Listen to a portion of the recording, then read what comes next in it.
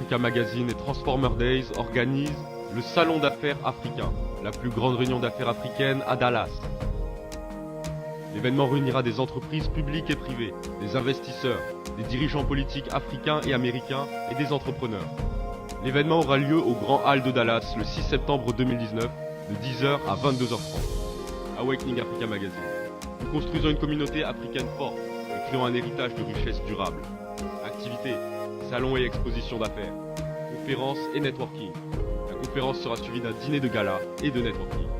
Pour plus d'informations et réservations, appelez au 972 674 01 24 ou envoyez un email à subscribe@awakeningafricamag.com. Wait, we heard about this amazing continent with everything that we need, and everybody is packing their bags and ready to come. Le salon d'affaires africain, là où les leaders africains se rencontrent et créent des opportunités d'affaires.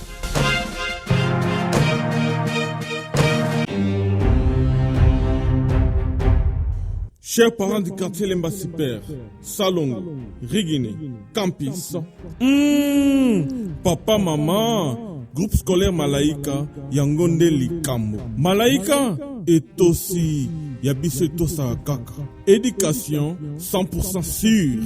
Formation, y'a sûr. Excellence 100%, y'a sûr. Yangwana, papa, maman, Noko, Paleki, Tomoboti. Groupe scolaire Malaika, yao komisa mwana na yo. Maternelle, primaire, secondaire, tozana ba option nyoso. Formation, kitoko. Ba bâtiment, kitoko. Kotanga, kitoko. Cours scolaire, kitoko. Bon anglais français, ya kolobata. Surtout anglais, talaraka franco-américain. Groupe scolaire Malaika, tosakanakate. Yebera, mbongo ike, formation, netikaka na Panama. Bongo ike formation netikaka na Londres. Bongo muke formation kaka na Université Harvard. Bongo muke formation kaka na Amerika. Olingi mwana na yako ma cadre. Groupe scolaire Malaika et garantir yo. Merci. L'histoire n'évolue jamais seule. Il y a plusieurs sciences. Bonjour chers parents, je me présente, je suis Raissa Kawasele de l'école groupe scolaire Malaika. Je suis en 7e CP.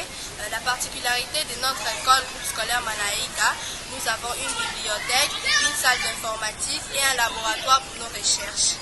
Envoyez vos enfants et vous ne serez pas déçus. Merci.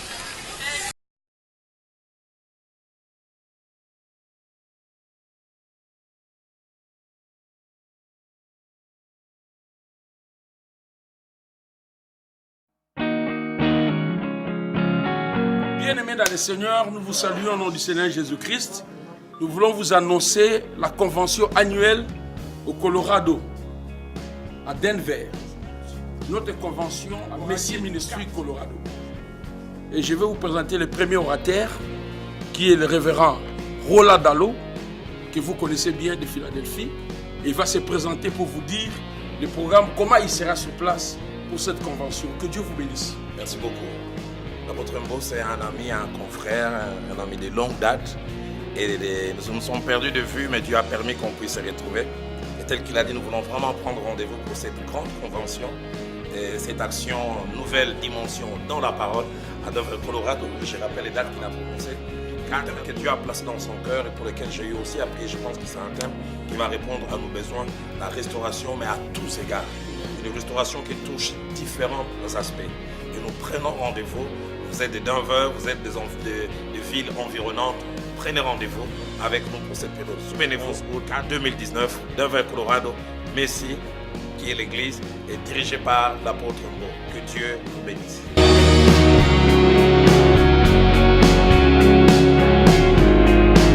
Igela coiffe ikote Papa na Kerwan, éternel Kenaya Kanda, Taba, Ikote Sensi Nganda Taba Fenenene Nganda Taba Chez Hugues la coiffe ikote Papa na Kerwan, éternel Kenaya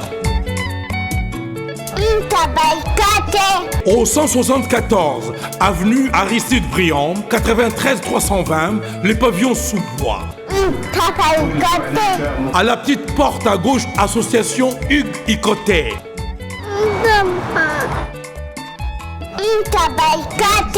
01 41 55 0000. Ntaba Ikoté. Descartes Construction et yeah! Fini l'inquiétude pour la réalisation de vos constructions de rêves en RDC au prix imbattable.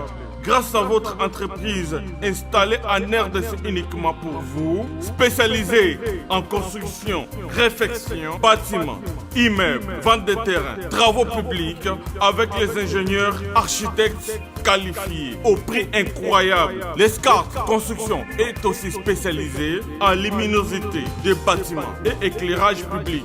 Installation des systèmes d'alerte, intrusion pour des maisons et véhicules et tous d'autres services. Nous acceptons aussi les paiements par tranche au prix incroyable.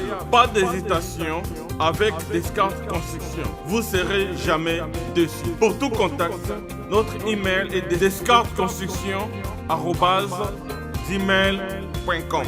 Notre numéro de contact plus 447 93 92 82 813 et appelez-nous pour Kinshasa plus 243 89 91 56 86 2.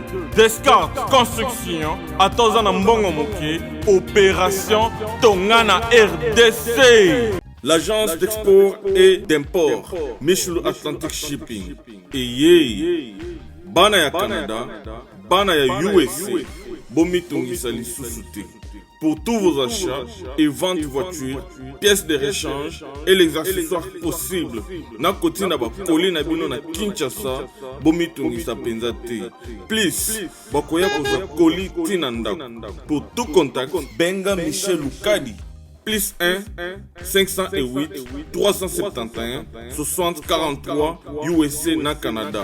Pour la Kinshasa, benga na plus 243 89 551 30 38. Michelo Atlantic Shipping. Yaboye.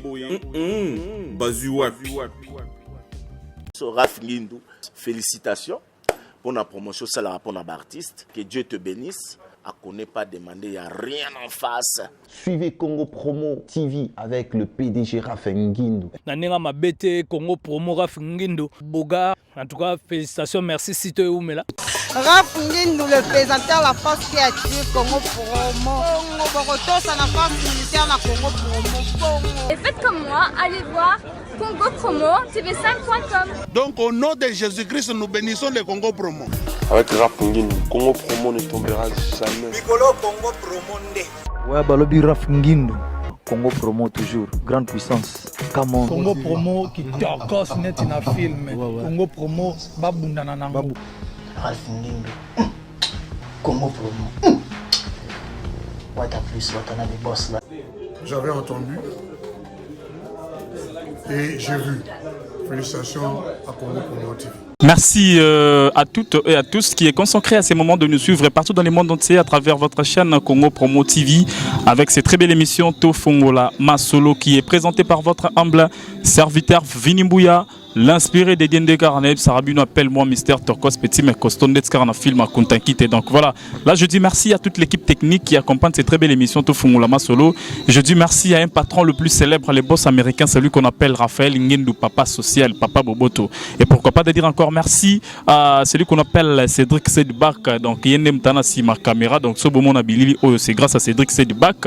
Et pourquoi pas de dire encore merci à mon coordonnateur le plus célèbre, Balobi Sergino. Donc Cordon Serge en tout cas, merci. Et puis Bambo Tebeli dans Moussala en tout cas, félicitations. Je dis merci à mon directeur technique Christian.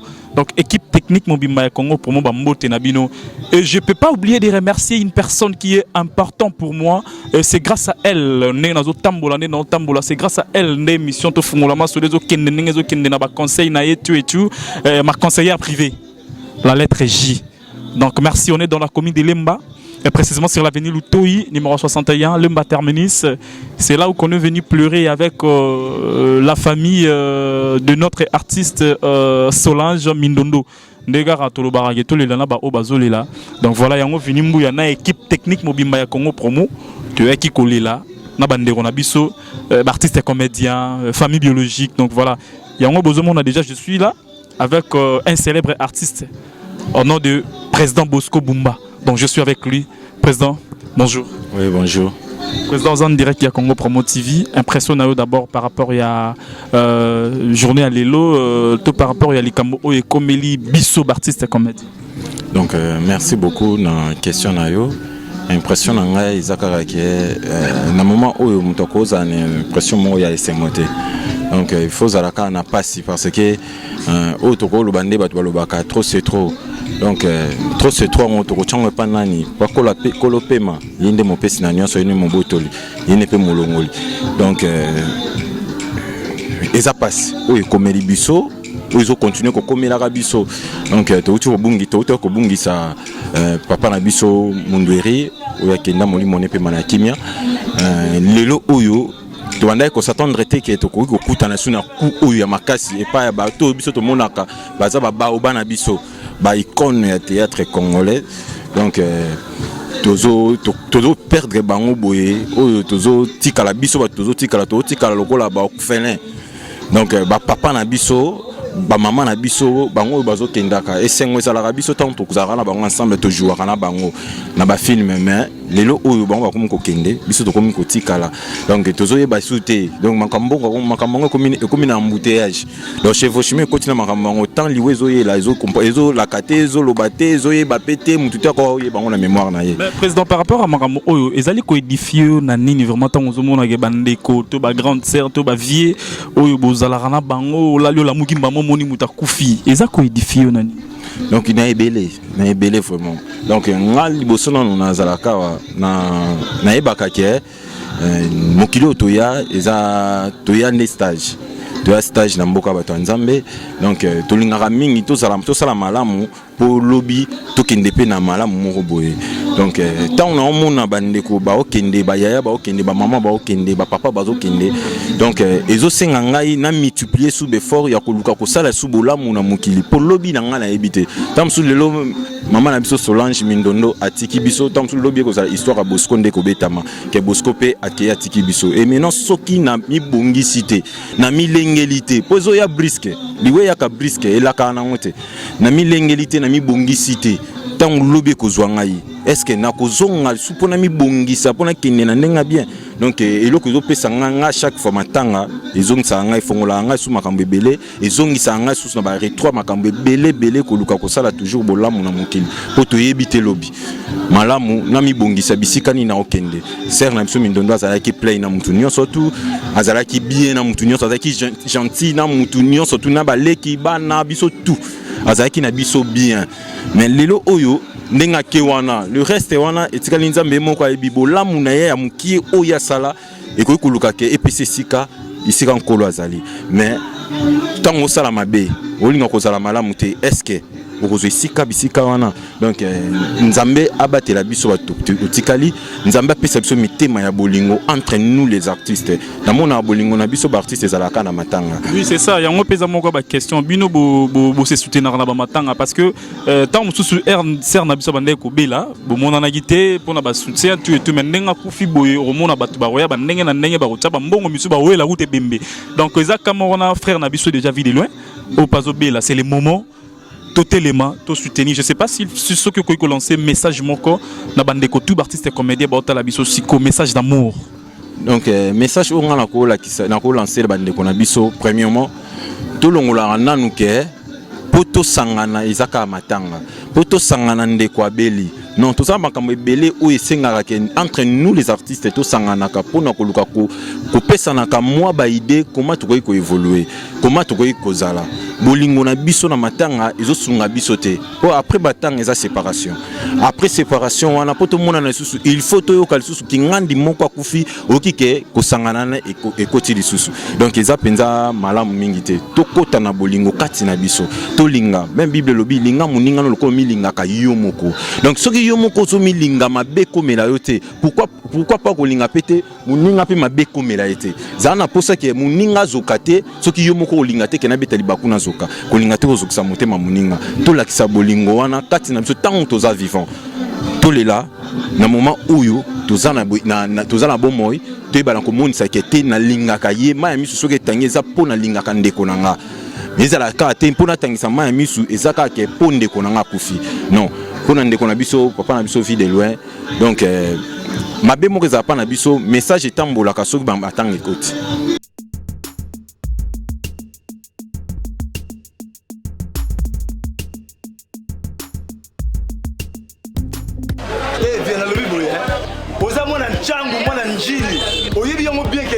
Service les agents c'est moi njili moi na changu mais ozo sazade otina ba poli na ba chance moko boye ba noti la poli mon na 2004 puis le 2019 poli mo yate oh bige ça la pas agent c'est ça moko on a chama na njili na Saint-Thérèse JB service ngamo na confirmer ngo otini diko li 10 ans c'est commis et puis les autres les commenter mbara moko papa ni les akule liseo donc c'est aussi les magasin JB service et ça kaka on est ça oh mais ça ce soir usanga kuibe jadi wewe mbimba JB service soko kena Brazzaville et ça la kati ya Brazza bona batu bakamata biloko na bango na Brazzaville précisément et ça à côté ya aéroport ya Maya derrière mon cousin on est football modité maman dit ayenzi la moko na bilo maman dit oui na yenzi la mona biloko to koma elobi toza a pona vino to sa musala pona vino anja munderite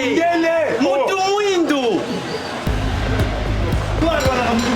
azali congolais lokula yo na ngai azali mutu muindo me makila mundele José Bayila yango moni JB service mikolo ibatu bazolo bakare yeka papa fwanda leo umida Hugues Lacoif Ikote. Et enfin je suis arrivé salon Hugues Lacoif Ikote. Non seulement c'est un salon de coiffure, mais aussi une machine de transformation des hommes et femmes. Regardez-moi comment je suis. Vilain. Mais attendez, 2 minutes. Bogart. Vous allez voir.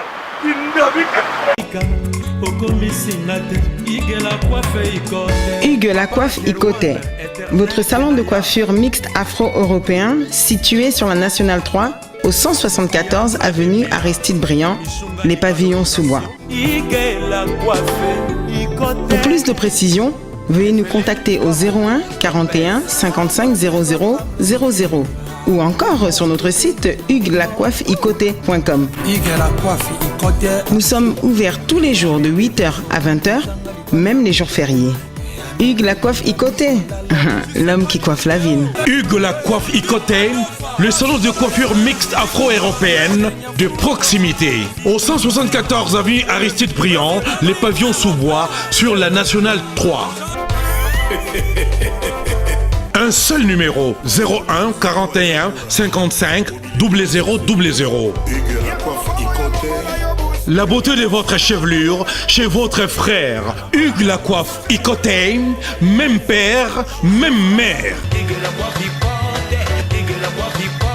Chikicha, chikicha, cha cha. La beauté peut tout changer. Salon Hugues Lacoif Ikote. Quelle beauté! Sexy pour les femmes, ndindindi pour les hommes.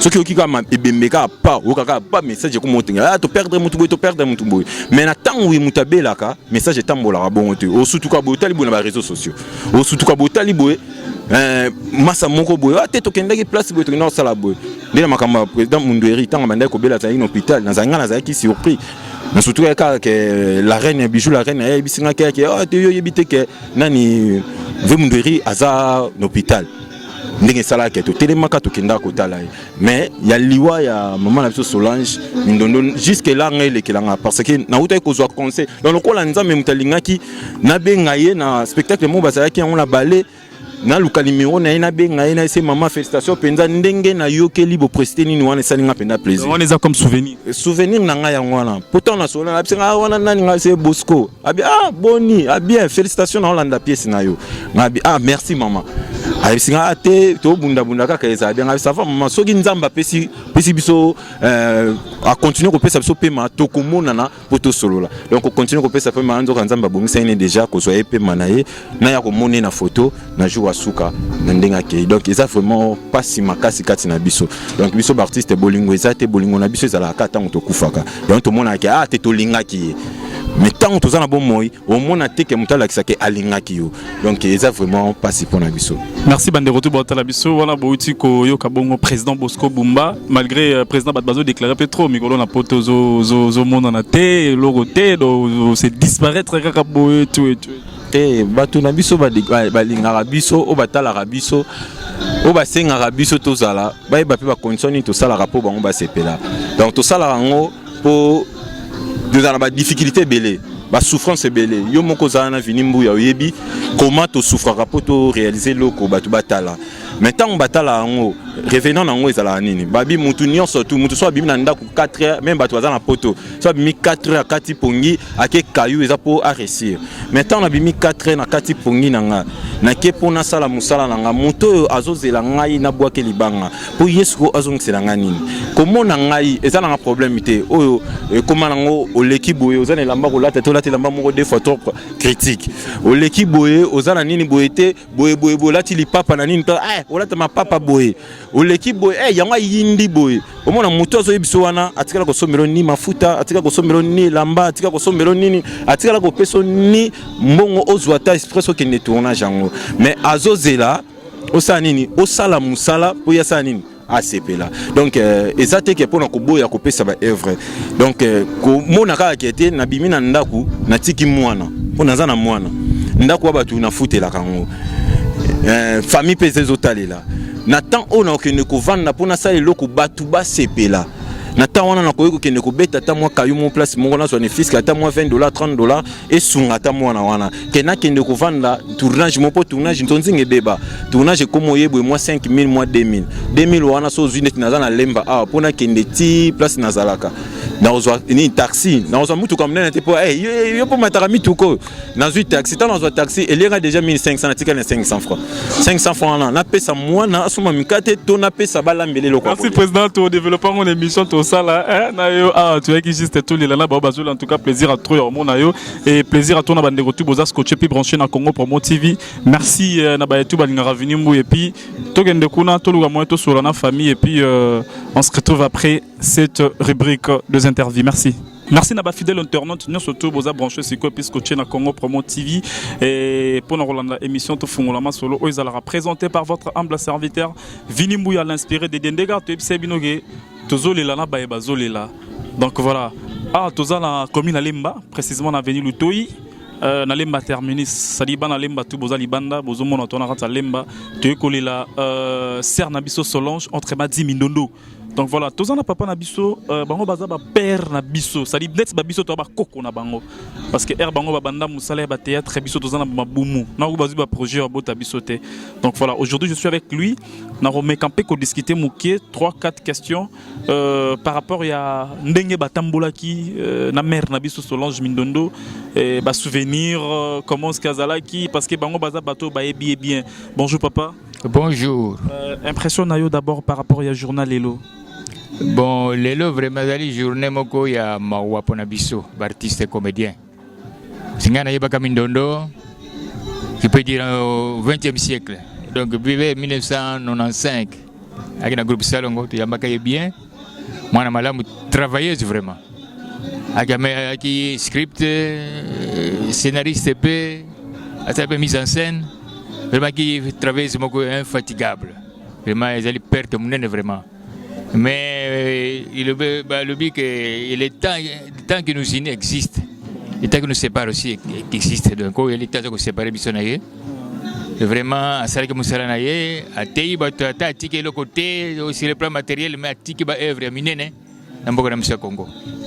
Message joana yozo ki ngondenge nini pe ozala ki wa putain oza message que mère na biso Solange Mindondo akufi. Bon, ezaki na ndako vers 10h ba bisinga que Mindondo akufi vraiment ezala ki mawa trop vraiment. J'avais beaucoup regretté mais na ki sa maladie akei kaka boye mama kala mingi te mama witi ko tika biso ye lisusu akei sango maladi te kaka brisque mambo ya kufi vraiment une nouvelle bouleversante vraiment. Oui, ben na maman Mindondo depuis année nini. Bon, je crois que c'est vers 1995 hein, to yebana ya kina groupe sala ngote na ina. To yambaki bien na lobaki bozo. Actrice moko vraiment elle faisait presque tout. Artiste moko vraiment complète sur scène. Mais s'il faut dire à mon artiste et comédien tout bon parce que et pas na bino bolingwezate ça dit bolingwezalara na ba matanga ba fête ceux qui mutabeli tout s'il faut dire un mot na bande ko tout bon la biso na baba zali banda mboka na baba zana mboka message d'amour. Oh message nena ibisa yo balinga tulingana na biso bolingwezala te preuve ane vidéo yo na zobela batu bazo lobelo côté tozo bunda pona ngote mais lobi soka kufia au moment où bambongo kobima papa na biso mundera utaki okufa même mort et logo ala kite metant wa kufi et komi ba woleli bembe batche bambongo donc c'est la même chose. Bon et puis artiste comédien en principe c'est vraiment moyen mingité moyen financier vraiment mingité hein. Voilà peut-être question que poser na président artiste comédien on peut poser question na oui to lukape papa masu entre biso vraiment tu as moyen vraiment mingité beaucoup za na moyen te mais ce beaux organiser beau ça peut mambo minene organiser ça la rendre organiser te organiser zali et maintenant s'il faut dire un mot na bande ko tu ba la biso partout dans le monde entier un message fort un message d'amour vraiment tu es très touché na mort ya maman Mindondo to perdre vraiment artiste moko vraiment talentueuse vraiment sur scène avec vraiment incomparable maman wana bande ko jouer kitoko ba evre na tambula na poto bina na poto boye bien biso pa bien vraiment bien je crois que contribution de la paix même là pour na biso. En tout cas, merci papa, Totiki pour tout le monde déjà. En tout cas, merci à vous fidèles internet. Donc voilà, c'est Vini Mbouya, l'inspiré dédié. Ndegane Sabino appelle moi Mister Tokos Petit mais costaud Netskar la film. Donc voilà, bandego tout beau la biso. Tozan est 50 Tozan mawa parce que Tozo lila na ba ebazo lila. Donc voilà, là je dis merci à la lettre J, ma conseillère privée. Hein, c'est grâce à elle Tozan Ndenge Toza, c'est elle qui me fait du bien. Donc c'est elle qui nous fortifie. Nzambe likolo yenase donc voilà rien à dire. Merci à mon patron le plus célèbre Raphaël Ngindo, merci à l'équipe technique Mobimba Congo Promo, merci à vous Isaac Parker Maboko Bank ça dit l'équipe même na banque pour la banque de Bombi Sara mais pas notre Bombi Sara mais Tozoaka. Merci à mon partenaire privé Otalabiso Siko na Kataba London 1 euro dans l'ombre place aux Ali Bambo Tebele et merci, on se retrouve après cette rubrique des interviews. Merci. Donc voilà, fidèle internaute, merci encore une fois de plus d'être branché et puis scotché sur votre chaîne Congo Promo TV avec cette très belle émission To Fongola Masolo qui est présentée par votre humble serviteur Vini Mbouya, l'inspiré dédié comme je vous dis. Et puis je répète, appelle-moi Mister Tokos Petit mais costaud Netskar dans film à Contanquité. Donc voilà, là comme je vous avais dit, on est précisément dans la commune de Lemba sur l'avenue Lutoy Lemba Terminus. On n'est pas venu pour s'amuser, hein, mais on est venu pour plaire Negar à tout le baraque. Donc voilà. Mbil était là partout, donc voilà, c'est ça la raison pour laquelle Vini Mbouya avec toute l'équipe technique, il y a émission To Fongola Masolo, tous en a quatre communes à Lemba. Donc voilà, ndebo mon a le bon à gauche, je suis avec Inmama et ngana ibino to ebiete, mais à travers cette interview, to rolukato mikaroyeba ce qui aza nani nakati ya famille, ya maman Nabiso Solange entre Madi Mindondo. Bonjour maman. Bonjour papa. Vous êtes en direct de Congo Promo TV 5. Précisément dans l'émission To Fongola Masolo. Est-ce que Kokoib Sabiso Nabat Borta Labiso Ozana ni d'abord et pas ya maman Solange autrement dit Mindondo. Dans une grande sœur nae yenim talandinga en tout cas camarade ni tout tambola kana ibiso mbali. Bat Borta Labiso bazana pour ça ba me comprendre. Marambango et qui est-ce qu'elle était malade abanek ou souffrir na yelo comment besoin temps pour que me maye na liwa. Bon, elle maladité ba benga ka vendredi ba bengi papa benga dès qu'il a biki nanda kuna asoka biente. Ndena kende kuna to va une vendredi na samedi dimanche de abanoka loboko. Ils ont se passer douleur quand il beaucoup des ont se passe. Tant que dimanche na ba 3h à la Kingabi yaya. Tala signe mo senga na loboko anje ba gratenga manzaka. Bimisanga libana na zoka itufuma habité zela to zela tongo bongo to kende hôpital. Aba tongo na ba 5 na zoki taxi express na che to ke prière to bonde l'église mo ba prier pour nae. To ba so prier pour nae et si abanjo ba lukala mabele na ne to zoki taxi to ke no hôpital na terminus et si mba itene ba otina so na mama yemo. Na mama yemo to kota ika jour moko ya lundi. Mardi na 5 na kufi. Tant beaucoup de maman, est-ce que besoin qui peut lancer un message tout ko benga pe ba ndeko misusu ya artiste comédien ou presse tout benga ba artiste msusu na privé kaka qui soulage un malade azo rebeta c'est quand même grave mi se kendeke kolo azo ba soutenir ba osaka ba bi mutu na kati ezali déjà et ça il quoi crise déjà mais azaki na maladie. Elle s'est suicidée dans le romoro boye comment té azali bien dimanche kutona malgré liboko ils ont dérangé to bimaki pe na ye to beti pe tout mais akoma ina azaki na bima na nebe quand même grave bongo eleke na ngai bon. Est-ce que azana bana botsi ya bala tonda bon mindondo a botité azali nga mama boko bota vomata baki abokola na bala bandeko na ye pour azaki maman moko social donc ton père devait ba obala kata famille Koufi Boakoti Mabelati ke botate lorote abotité. Maintenant s'il faut dire amour na batutu bota la biso li banda mboka un message d'amour, un message fort na artiste comédien puis na ba membre tout ya famille o bazan zinga na biso. Oloka na ese bino boyebi mindondo azaki mutabato azaki très social. Biso to tika na mawa o azana besoin kanisa Solange ata na papier mouchoir ata na nini azu numéro au 085 44 085 44 11 031 la bande du sous 085 44 11 031. Que Dieu vous bénisse. Ah merci Andega Ramera que les bons dieux vous bénissent. Bino bat boza na posa kabola mawa na famille numéro yangwana au checkera plus 243 liboso et après on continue on est resala moi bientôt soutenir bango même na papier mouchoir et puis voilà donc là je dis encore merci na ba partenaire nous tout soutenir émission to fongola masolo place à Rutama boko yango pourquoi pas de dire merci à celui qu'on appelle code mondial 00243 ya Willy Moucheni ba bon séjour na Katia États-Unis d'Amérique pourquoi pas de dire encore merci à mon privé Sali Matanga yango to soutenir to chama boko osunga rabato belé soutenir Matanga un bon tonton un bon messier papa Eric Mandala petit frère propre ya vie nanga Kakato Mandala papa na Abed Mandala papa na Chico Mandala donc eza passi to sunga donc les boss américains papa Raphaël Ngindu Matanga yango to chama boronde bo mona rara tozolela na ba bazolela eza passi zama passi to sungana to lingana ils attaquent que to lingana tant problème est quoi